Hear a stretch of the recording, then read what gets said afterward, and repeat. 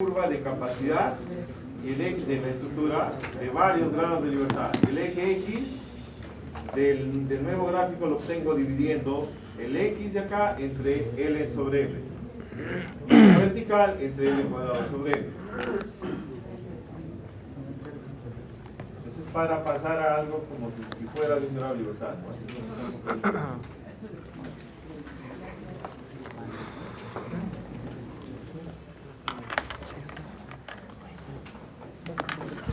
Pueden abrir un poco atrás, o bastante, un poquito.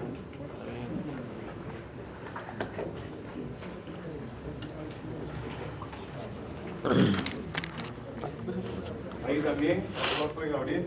En especial los que han llegado tarde, colaboren. ¿Ya?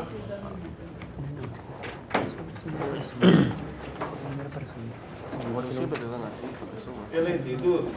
Me estoy durmiendo. La otra, por favor, alguien puede ayudar.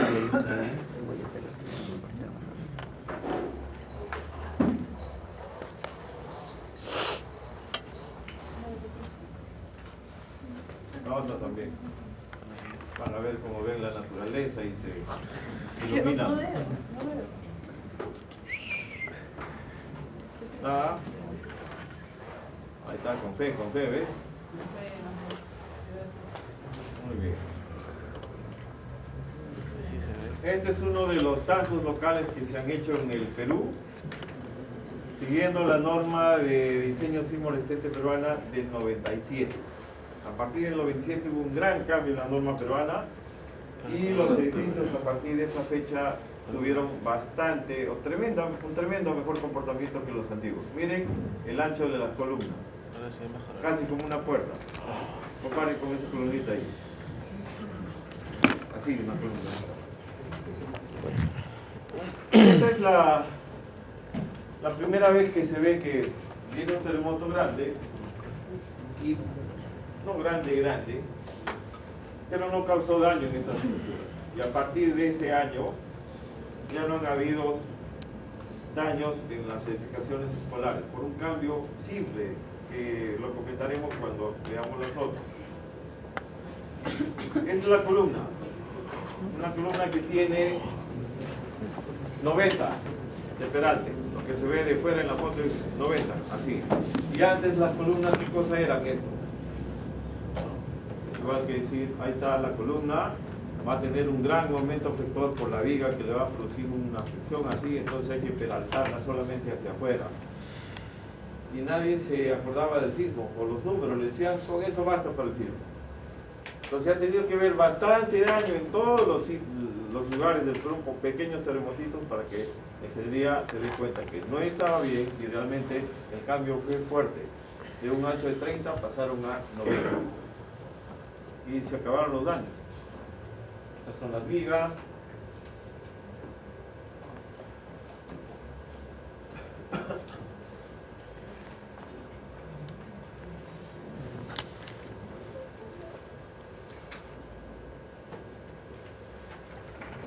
Y esta es la curva de capacidad. Curva de capacidad. Muy bien. La fuerza que inicia el crack en alguna rótula por ahí, la primera grietita así notoria, está aquí, con más o menos un poquito, digamos, 14 milímetros de desplazamiento lateral. Aquí comienza a inclinarse la curva y luego siguen formándose rótulas y rótulas y rótulas hasta el final que llega acá. Miren, ya aquí comienzan a romperse físicamente las rótulas. Aquí, bueno, el estallido digamos, la afluencia, el acero y el concreto que primero sale de una columna, de una viga, es el concreto que está fuera de los estribos, es el concreto que está sin combinar. Entonces ese concreto revienta y se sale, y eso ocurre por acá, y bueno, cuando llega al último, alguna rótula ya físicamente revienta toda, el concreto que está dentro, etc. Ya se acabó. Pero para que eso suceda, han tenido que pasar 17 centímetros más o menos, ¿no? ¿Sí? Y la fuerza ha tenido que subir de 156 a 272. Este es un ensayo estático, recuerden, aquí no hay sismo, no hay fuerzas de inercia, todo es muy lento. Y este colegio entonces que estamos viendo, ¿con qué fuerza creen que se diseñó? Miren la curva de capacidad. El ingeniero que hizo los cálculos, ¿cuánto usaron para hacer su análisis sísmico, ponerse en el edificio, sacar su momento tectónico bastante, ponerle fierro, etc.? ¿Cuánto creen que fue? ¿Tú qué dices? Tienes infinitas posibilidades, entre 0 y 272. ¿Ah? 150, dicen sus compañeros. Lo cierto es que las estructuras logran una sobreresistencia del orden de 2. Es decir, tranquilamente el que diseñó con una fuerza que está por acá, más o menos, y miren, sin hacer nada, solamente por los procesos de diseño, lo que veremos en el siguiente capítulo. Yo quiero que la estructura resista 120 y termina la primera grieta en 160 y luego la fluencia efectiva en 240. Estamos hablando de ¿cuánto? El doble prácticamente. Entre lo que me sale de un código de diseño y la primera grieta hay un primer camino, la primera rótula hay un primer camino y luego hay otro tremendo camino más largo hasta el colapso. Bueno, si yo divido este desplazamiento entre este desplazamiento, eso se llama de utilidad, ¿no es cierto? Ya hemos dicho. Si yo divido así más o menos simple, digo, más o menos 8, ¿no? ¿Sí? 8 picos. 16 entre 2. Y uno podría pensar, esa es la utilidad que tienen las estructuras de concreto. No todas las estructuras de concreto pueden tener esta utilidad. Entre las razones están que, miren, tremenda columna y con la poquísima carga axial que tiene. Si ustedes dividen, podemos hacer un ejercicio, ¿no? Estas aulas son de 7 metros y algo por 7 metros, entonces estoy hablando de que una columna está cargando, digamos, de aquí para acá, como que 3,5 en total por 7 y 2 pisos, 50 toneladas. ¿Ok? ¿Alguien puede sacar el área de la sección? A ver, el área de la sección, puede enseñarme, delegada. ¿Cuánto serían? 90 por 25 más 30 por 20. 90 por 25 más 30 por 20. ¿Cuántos? Ya, 2.850 centímetros cuadrados. Ahora si divide la carga, ¿cuánto hemos dicho? 50 toneladas, ahí ya.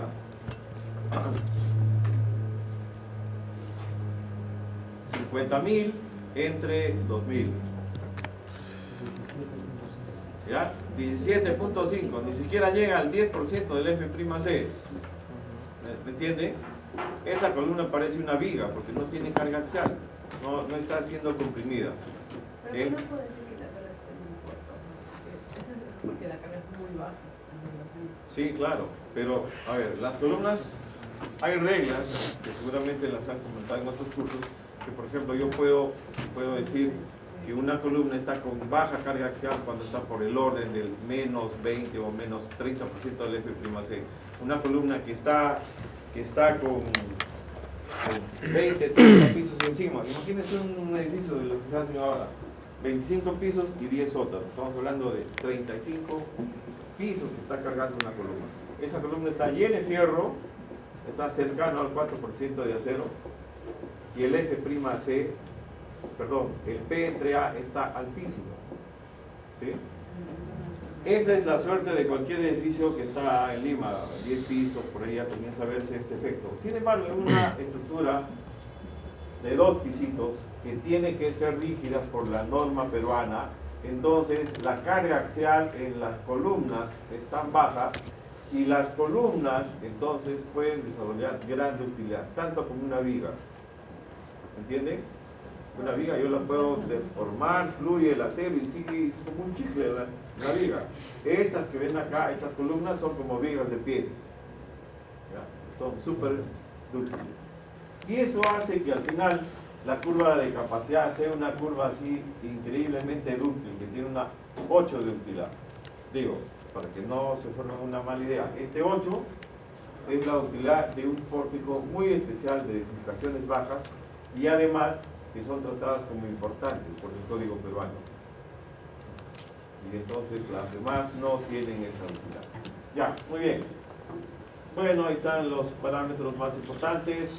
8.4 es la ductilidad estructural, la sobreresistencia respecto al punto de fluencia es 1.3 y la total hasta el colapso entre B1 es 1.7.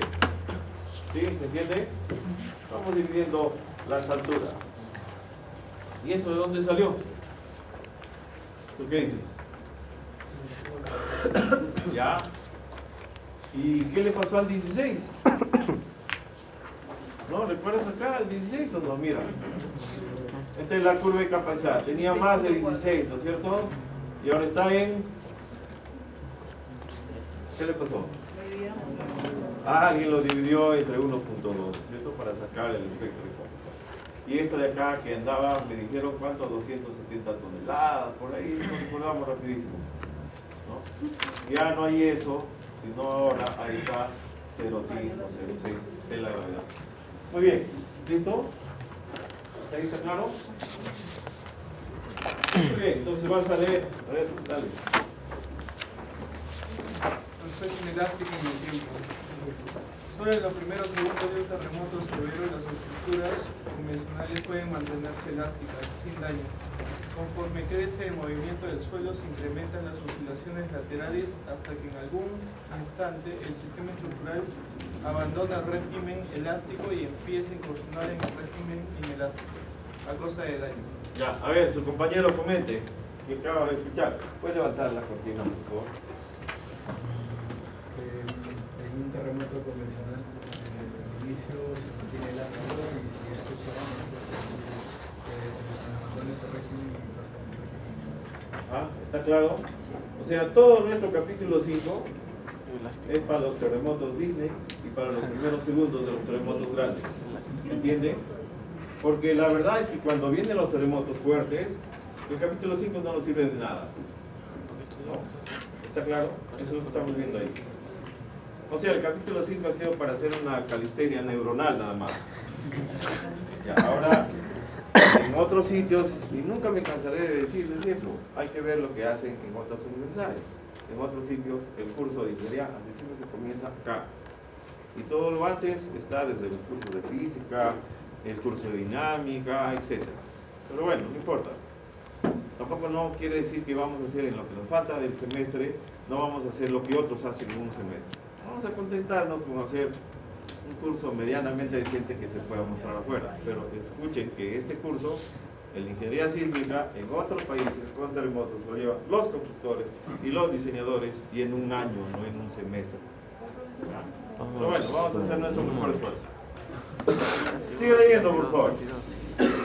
La severidad de las incursiones inelásticas que experimenta la estructura en un sismo importante depende tanto de la intensidad del movimiento del suelo como de la resistencia lateral de la propia estructura. A ver, su comentarista, opinión. ¿Qué dice? Prepárense todos así a hablar, ¿ah? Esta es una mañana de antibautismo.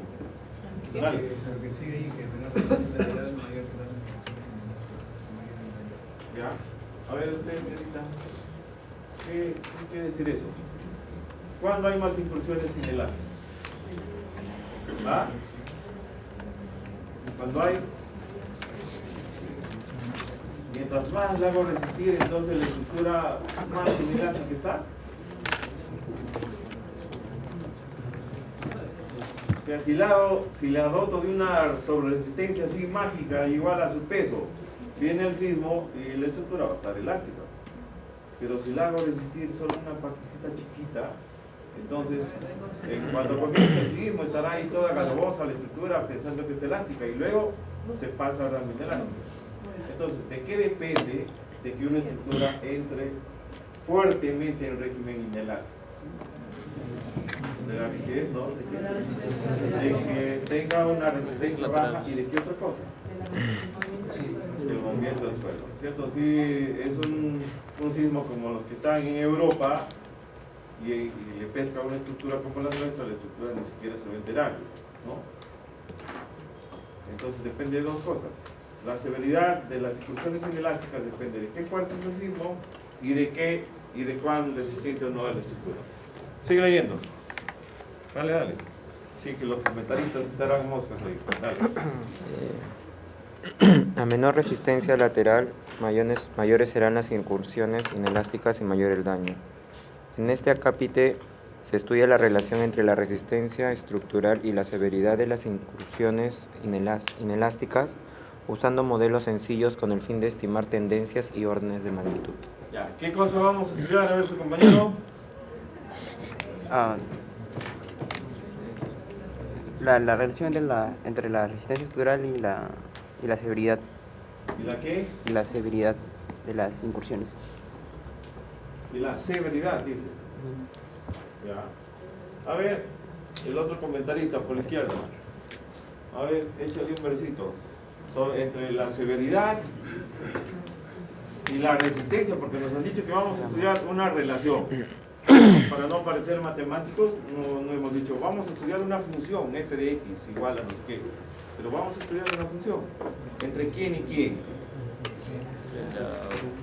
La resistencia estructural y la severidad del sismo? no, ¿De quién? Lee así de rojito, no miras ahí las cosas. ¿Ah? Y la severidad de las incursiones inelásticas. Es decir, voy a estudiar cómo se afecta una estructura, cuánto se daña según la resistencia que le pongo. ¿Se entiende? Miren, acá vamos a estudiar la relación entre la resistencia estructural y la severidad de las incursiones inelásticas. Mientras más entra el régimen inelástico, más se daña, ¿no? Entonces lo que te pedí es que hagas una frasecita intentando por lo menos hablar de la tendencia de esa relación que vamos a estudiar. No te digo que me digas cuál es la ecuación, pero dame un versito así que nos inspire y nos alegre esta mañana bien oscura.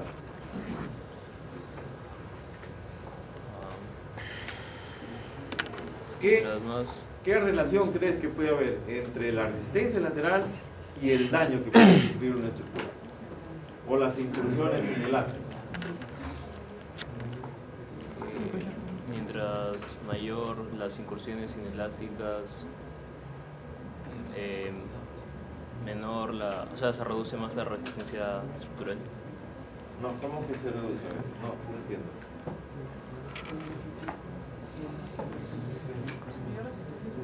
A ver, si yo te diría, quiero que logres una estructura con menor daño, que venga el terremoto de 500 años, yo quiero que reduzcas el daño que va a tener esa estructura. ¿Qué harías? Ya, le pones mayor resistencia. Entonces, la tendencia entre esas dos variables la tenemos clarísima, no necesitamos de teoría, es algo obvio, ¿no es cierto? Si le subo la resistencia, estoy ¿qué? Aumentando ¿qué? El comportamiento. Ya, a ver, si le pongo más resistencia, entonces su compañera dice, se la va a pasar más segundos elásticamente y menos inelásticamente. Eso está bien, pero hay otro tema que va junto a eso, que es mientras más resiste, entonces las incursiones inelásticas, es decir, los caminos por esta zona, de aquí para acá, van a ser más cortos. Si yo le pongo una resistencia bajísima, entonces el sismo lo va a llevar hasta acá, casi hasta el despeñadero. Si yo le subo la resistencia, tanto que ya no va a comportarse casi inelásticamente, entonces va a quedar por acá. Como el ejemplo que pusimos, que estaba dentro del 30% inicial. ¿Se entendió? A eso que acabamos de poner en frases muy claras, le tenemos que poner números, porque sin números no es nada. Tenemos que poner la ecuación y ver. Pero lo importante es el concepto y entender qué cosa nos motiva este estudio. Y además dice, en este párrafo que se está casi ocultando, ¿qué dice? Usando modelos sencillos. Eso es el estilo de la ingeniería. Toda la vida hay que hacer cosas sencillas. Y eso es lo que funciona. Lo único que funciona en la realidad y en los terremotos es mucho más, hacer las cosas sencillas. Muy bien. Miren, me voy a pasar un ratito al computador para no aburrirnos, pero lo que está ahí en los apuntes es lo que yo voy a hacer acá con un